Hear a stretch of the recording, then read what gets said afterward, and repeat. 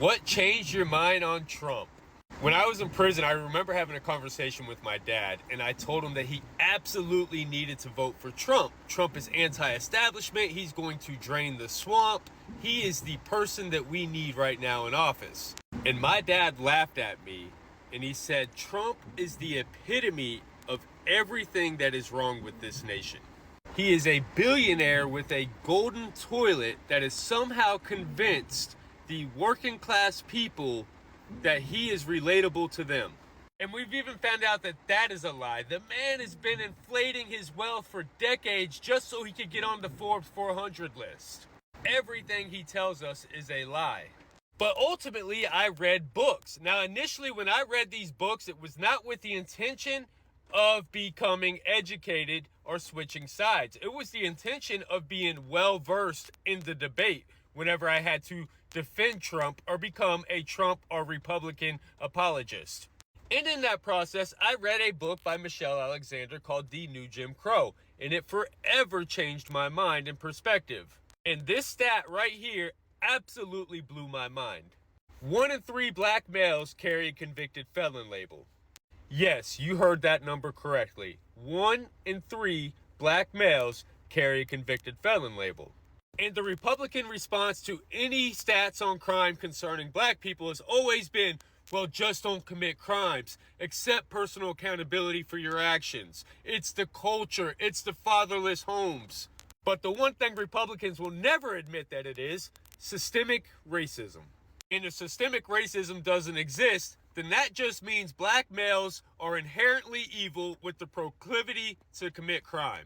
And I can't go for that. So I did some research. And once I learned black history and learned that black history is American history, my eyes were open and I saw the truth, and you can never unsee the truth once you see it. Mass incarceration became modern day slavery. Our Constitution currently has slavery still legal in it. The 13th Amendment says the abolishment of slavery except when punishment for a crime.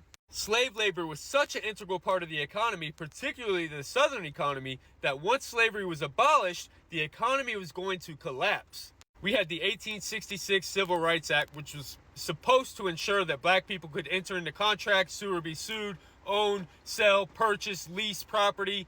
But of course, there were loopholes in which state sovereignty allowed the racism to continue on. And we had convict leasing, black reconstruction, Jim Crow segregation. And people will say, Danny, well, that was so long ago. That's not happening today. But is it? Is it really that long ago? Is it not happening today? What were some attributes of Jim Crow segregation? Black people were disenfranchised. They had poll taxes and literacy exams in order to be able to vote.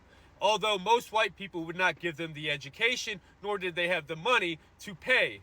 We had black people relegated to living in certain areas, sitting in certain seats on a bus, drinking from certain water fountains. Could not get jobs, could not get education, could not get housing.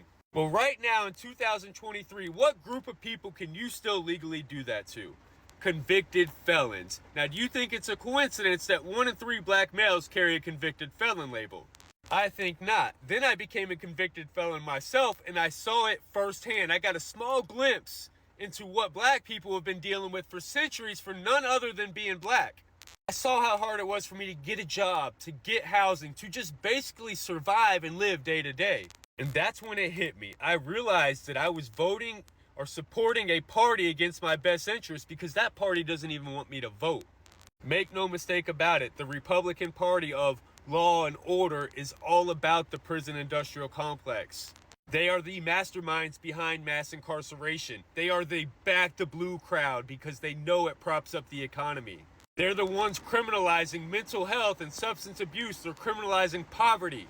They're the ones that want to keep barriers to voter suppression and disenfranchising people and keeping people from getting jobs and from education and from housing. They're the ones that support the felon laws that keep all this perpetuated. And when Trump becomes a felon, I hope he experiences some of these barriers. Although he is a wealthy one, it probably won't matter to him as much because if you have wealth in the United States, it really doesn't matter.